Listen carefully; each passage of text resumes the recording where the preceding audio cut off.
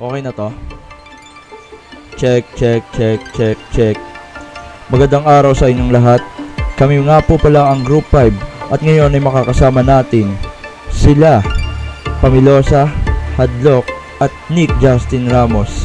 At sila ang ating makakapanayam upang mag-interview ng mga taong nasa early adulthood stage. Muli, magandang araw sa inyong lahat at simulan na natin ang ating panayam. I'm here with Ate Monique Moldes.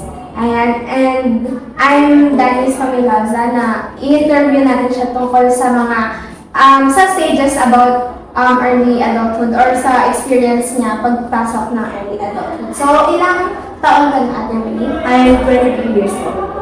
Ayan, and ilang years ka nang working? Magwa 1 year sa June 17. So, ayan, yung unang question natin is, what is the biggest adjustment you had to make when you started living independently? Or nag-live ka na ba independent? Or Yes, I'm experiencing living independently. Yung biggest adjustment na ako lahat gagawa. Unlike kasi when you are in your family, may mother, may father, atin sundo, pagluto ako ni mother mo. Pero independently, lahat gagawin mo, lahat sa akin. Ako magluluto ng breakfast ko, ako magluluto ng baon ko, ako mag-work, ako rin mag-earn ng pangbili ko ng lahat. So, yun yung biggest adjustment ko na sa una, sabi ko, anong oras ba ako gigising para magawa ko ito lahat? So, napaka-hirap kapag sa unang parang step 1, sa level 1 ka pa lang, sobrang hirap. Doon ka mag-adjust ng, not in general, pero siguro sa perspective ko na lang, pinakamalaking adjustment talaga is nung nawala ka sa family mo, ikaw na lahat. Walang nag-aasikaso sa'yo. Kundi ang mag-aasikaso lang sa'yo is ikaw na ikaw. so, and if you have a partner, how has this influenced your priorities and outlook in life?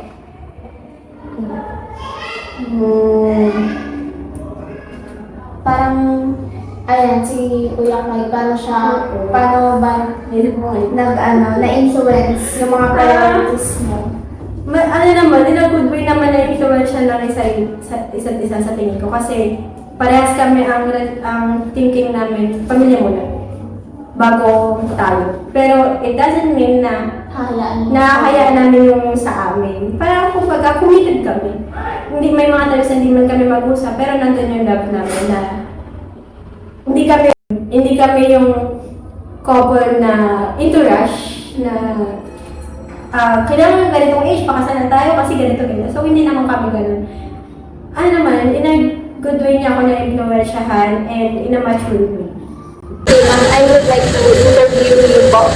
And may mga gusto po akong itanong. But before that, gusto ko sana muna malaman kung ano po yung age nyo and roommate ko.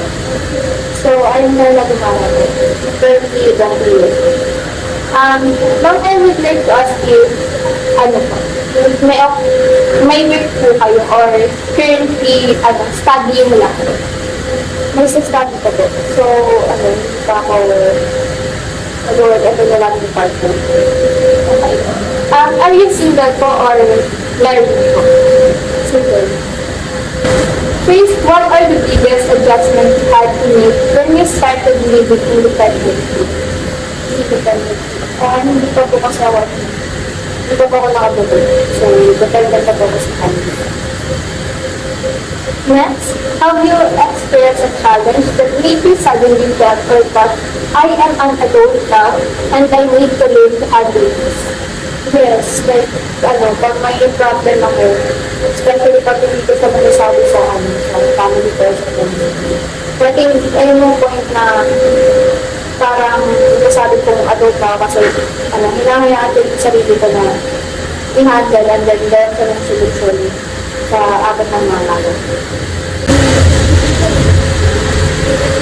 If you have a spouse, partner, or family member, how has this influenced your priorities and outlook in life?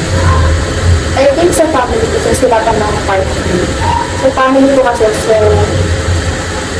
I think mas malaki yung impact nila kasi ngayon, I'm really Ngayon pa lang na nag-aaral ako, pinaprioritize ko na kailangan ko makatulong sa kanila in the future. Especially na mayroon mga kapatid na kailangan ko rin mag-aaral. In the future ulit, kasi sa akin na ako na-aasa. So, I think ayun yung bagay na nakaka-influence ko paano ko i-future. So, meron tayong isang kaibigan dito. Yan. Maaari ko pong matanong ang iyong pangalan, sir? Ako po si Rondel Abranilla from Bedeled ICT 11. Yun, may energy siya, guys. Ilang taon na po kayo? Currently 20. Pwede na. Yes. So, meron lang po ako dito ang kaunti mga katanungan na kailangan nyo nasagutin ng tapat Yes. mula sa puso. Ano yung mga challenge na experience mo simula nung nandito ka na sa stage na kailangan mo maging independent? Mga challenge, Yung sa early adulthood mo na to. siguro yung mga gastusin talaga yung mga challenge.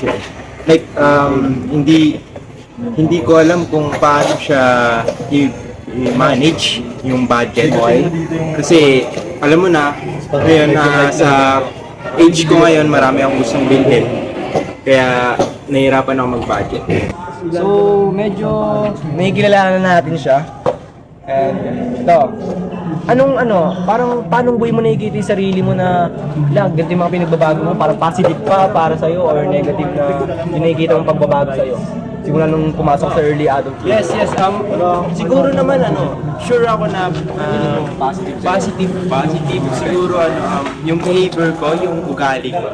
Kasi dito kasi sa stage na to, siguro na mas nararamdaman at mas nakikita ko kung paano gumalaw or mag-flow yung mga bagay-bagay sa paligid. So, doon po rin tatapos yung panayam ko about kay Mr. Abranilla.